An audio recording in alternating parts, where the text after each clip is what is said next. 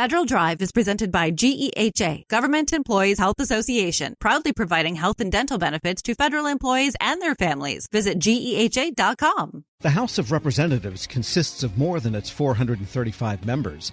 It also has a workforce numbering just under 10,000.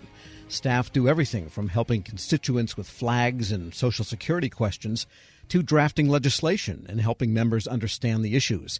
For what's going on with this highly specialized federal workforce, we turn to its Chief Human Capital Officer, John Salomon. John, good to have you on.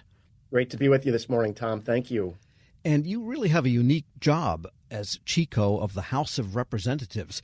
Just a quick accounting here, about 10,000, is that including people that work in the committee staffs as well as in the members' personal staffs?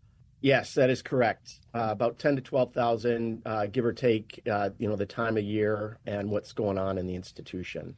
And so the members hire their own people for their own personal staffs, their own office staffs, both in Washington and in field offices. Who hires the people for the committee staff? They are their own employing authority as well. So each one of the offices, 435 plus the delegates, plus the committees, plus the leadership offices in the institution are their own employing authority. So they take care of all the hiring for their offices. Right. So you have to kind of at least observe and maybe have some influence on hiring practices that could be as wild as a wildflower garden. Yeah, our role in the institution is evolved over time. I would say going back to the 115th Congress, the institution, the House itself, started to place a lot more emphasis on the human resource functions of the institution, beginning with some mandates, including the Appropriations Committee asking the CAO to stand up a well-being program, the Modernization Committee in the 116th Congress. The very first section of their resolution that passed was to ask the CAO to stand up an HR hub of best practices and also to modernize the House Resume Bank. And the well-being team and the HR hub and the modernization of the Resume Bank fall squarely within the portfolio on my team. And then we've made some additional changes in the last Congress. We were asked to stand up the Intern Resource Office and then create the Office of Talent and Development. And so those trajectories and new offerings and offices that we've stood up led us to create the House Human Capital Office this Congress. So to get back to your initial question, our role really is to help the offices by providing guidance and information and tools and resources that can help them hire, develop, and retain talent. Right, and you mentioned you operate under the CAO. That would be the Chief Administration Officer of the House. Yes, yep. The Office of the Chief Administrative Officer. Our boss is one of the officers of the House in the Constitution. The Article 1 says the House shall choose its Speaker and choose its officers. And so our boss is selected by the Speaker and then voted on at the beginning of every Congress by the membership. And the other development in the last, say, I believe 10 years or so was the Office of Congressional Workplace Rights that grew out of an earlier office that kind of had broadened responsibility and purview for transgressions and whistleblowers and that kind of thing, too. Yeah, so they are a stakeholder that, our organization will partner with loosely, but they are a separate entity entirely. They service both the House and the Senate and certainly are here to provide value to, the staff when the staff have an issue that falls within their purview. And what are your top challenges these days as Chief Human Capital Officer? I mean, it's a different workforce because of the level of turnover, I guess. Challenges, there are opportunities. I love what I do. I started as a Senate staffer, worked in a committee, worked in a personal office, worked in a district office. So in some ways, this role and this responsibility is full circle for me. The biggest thing that we're trying to do is just raise awareness for the services that we have. So just yesterday, I led a performance management training for a couple of new offices that are looking at opportunity to set up a performance management process in their office. In the congressional transition between November and beginning of March, my team runs the new member resume bank. So we had more than 60 new members. We provided an instance of a resume bank for each one of those new members.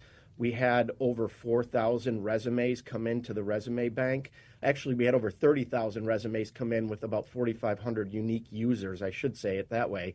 And there are about, several hundred resumes and staff that we know that were hired from the resume bank. So our initial challenges right now are to build awareness for the programs that we have, and then to provide guidance, assistance, information to the offices that can help them run as efficiently and as effectively as possible.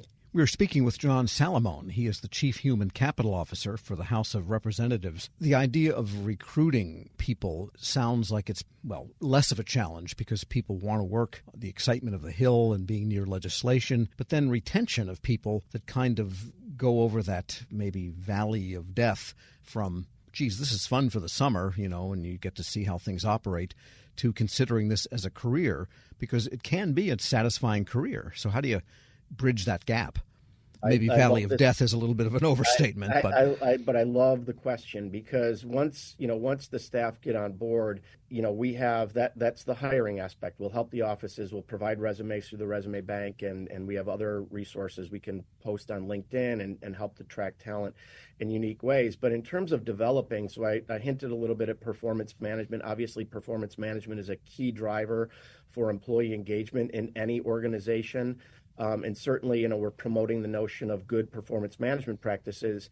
But we also have, I would say, the only, and I'd be hard-pressed to find another legislative body in the world that has the interactive and dynamic career paths that we have for the institution. And Tom, you were at GTEC, a couple of weeks ago. We were nominated as a Workforce Award for the HR Hub and the career paths. So we're really promoting the notion of building careers through interactive and dynamic career paths. I can tell you by the data on our HR Hub, which houses our career paths, that interns are the number one job title that hits our hub and the career paths.